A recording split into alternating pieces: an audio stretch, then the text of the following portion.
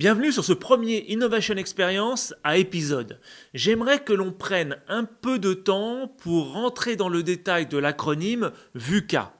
Je vous en ai déjà parlé lors d'un dernier Innovation Weekly en vous expliquant que d'habitude, j'aime pas trop les acronymes qui sont souvent utilisés par des managers un peu pressés ou des consultants un peu feignants. Prenez par exemple les 3C, les 4P, les 5W, les 6D, et je vous passe les SMART, les SWOT, les Scamper et tutti quanti. Dans l'épisode d'aujourd'hui, j'aimerais introduire cette notion de VUCA, donc V pour volatilité, U traduit de l'anglais uncertainties, incertitude, C pour complexité, et enfin A pour ambiguïté.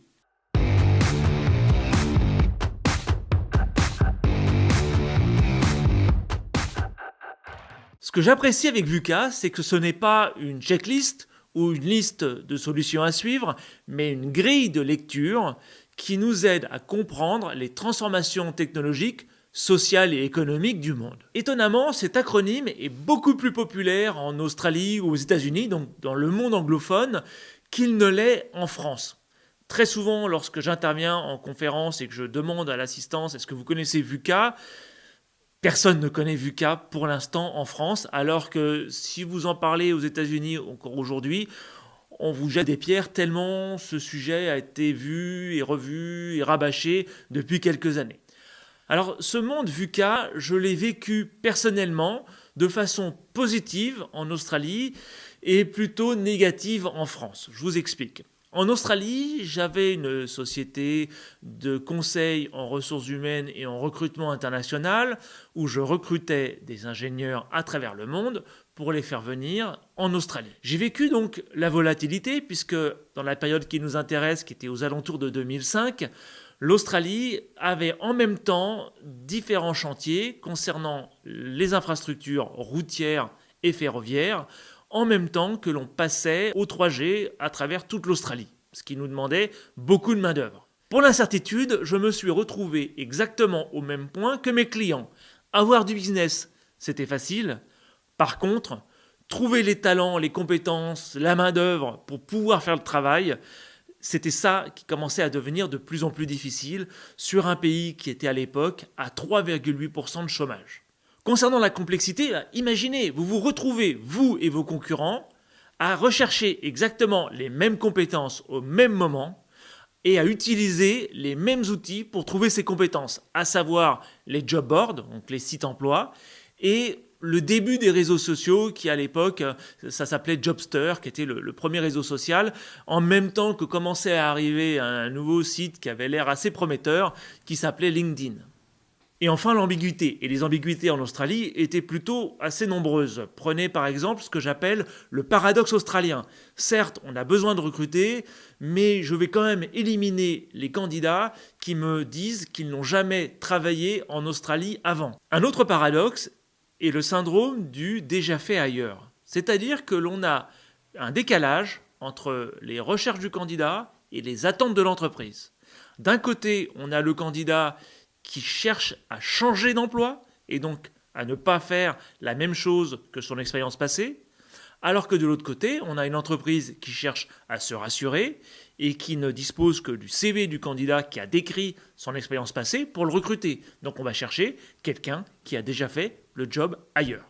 Alors si en Australie, j'aurais pu dire que j'avais réussi à surfer sur VUCA, lorsque je suis rentré en France et que j'ai repris une activité dans la compétition automobile, là, pour le coup, je devrais plutôt dire que VUCA m'a tué. D'abord, avec la volatilité, je n'ai pas vu la dégradation rapide de l'image du 4x4 pour le grand public. Je n'ai pas vu non plus le désintérêt grandissant du public, mais également des concurrents, pour le Dakar, lors de son passage de l'Afrique à l'Amérique du Sud. Pour l'incertitude, 60% de nos clients pensaient arrêter les courses, que ce soit parce qu'ils en avaient marre ou parce qu'ils partaient à la retraite, dans les 3 ans. Comment faire pour remplacer 10 clients sur un marché où en France, il y a à peu près 40 clients qui pourraient être intéressés par nos services de maintenance et de préparation automobile. En plus, avec la crise, est-ce que les entreprises allaient continuer à faire du sponsoring pour des courses automobiles vu l'image du 4x4 en France. C'est pour répondre à cet environnement incertain que nous avons d'ailleurs lancé la construction de notre propre véhicule. Maintenant, ça nous a emmené sur le troisième élément de VUCA qui est la complexité.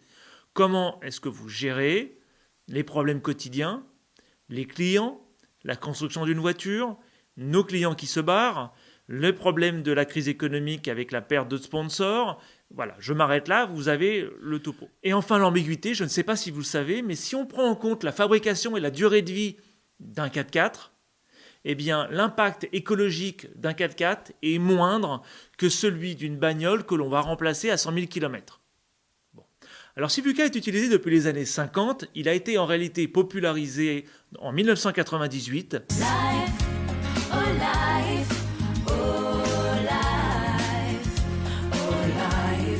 Lors de la publication du livre Strategic Leadership Primer, écrit par le colonel Stephen J. Geras, donc Stéphane Geras, qui est un professeur d'économie comportementale à l'école de guerre américaine.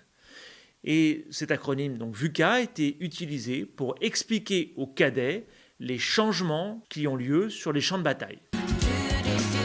Et donc depuis, VUCA, attention, l'ordre des lettres est important, nous allons le voir dans les prochains épisodes, est utilisé pour introduire les transformations sociales, économiques et technologiques et donner un sens au monde actuel. Le monde que j'appelle aujourd'hui le nouveau normal, dans lequel on peut changer de sexe à 6 ans, dans lequel les papes démissionnent, dans lequel des trentenaires sont élus à l'Élysée et dans lequel les grands-mères. Je vous propose dans les prochains épisodes d'Innovation Experience de traiter chaque élément de VUCA, volatilité, incertitude, complexité et ambiguïté. À très bientôt.